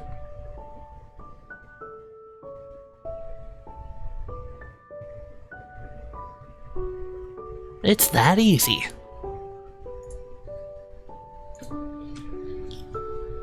How to handle characters with a small role at first, but events cause them to have a bigger role. Interesting, yeah, that's... another case where it's something interesting to talk about, but I have no idea how I would structure that. I think that could definitely go into the story writing thing, though, as something we talk about. Of just, like, minor roles. Or evolving a role.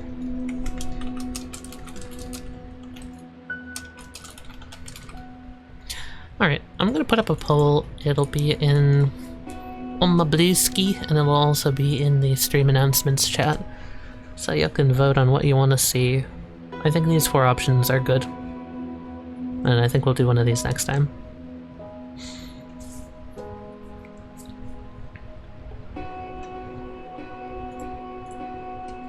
Heyo. Stream over. We could talk about toys and what you do. We could kiss, maybe. You could read my light novel.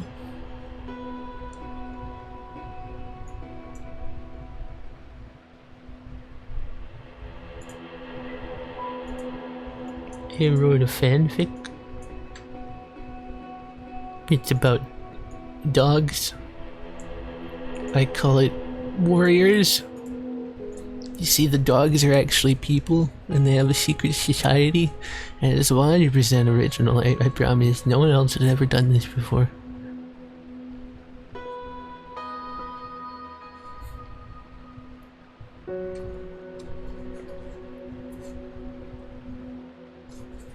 If you know, you know.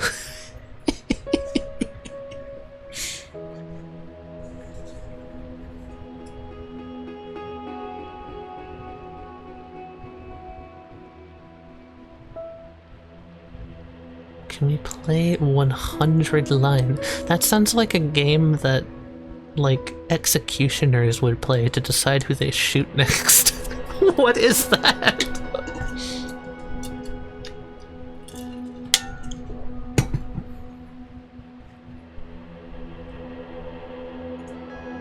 Thank you, Blue. Glad to talk to you as normal. That goes out to anyone who offered suggestions or questions. I really appreciate it. The stream would not be possible without you guys here. You the MVP. Go make what you want to make. Y'all cool. I'm gonna go figure out how to make a horse kick a guy off a cliff.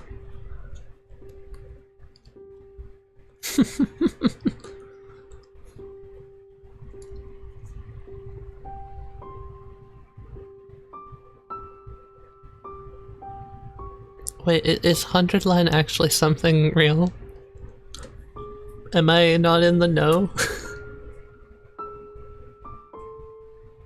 Still gonna run before? Oh god! Oh no! Oh no! Duncan, I'm already scarred! I don't need more!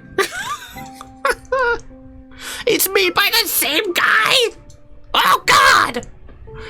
Tell me it's not narrative driven. Tell me it's not narrative driven. Please, dear Lord, tell me it's not narrative driven.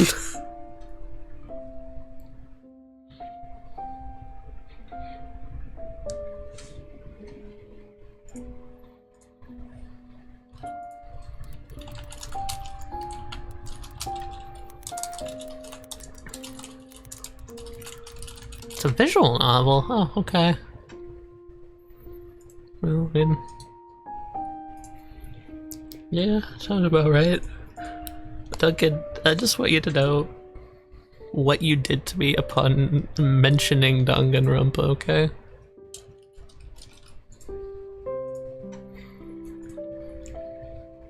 I just had a moment. Grape room. Yellow room. Strawberry. There, all these doors make a circle. You know what I really want to do? I want to play TF2 Classic. I really want to play TF2 Classic. Yo, gamer, you want to hop on TF2 Classic after stream?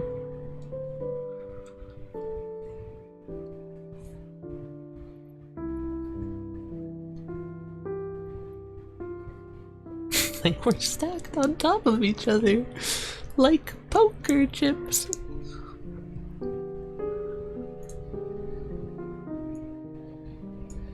He can be this corner. Dude, I'm gonna see this next time I boot up OBS. I'm gonna be like, what the fuck happened last stream?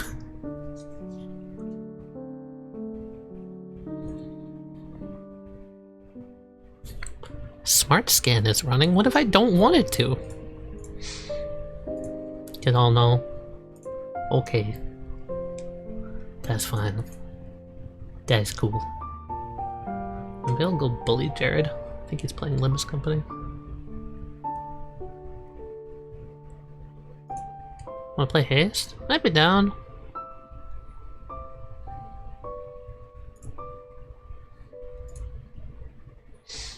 Alright, bye everyone. See y'all next time. Dude, this piano music makes it sound like I'm gonna die the second I hit the button.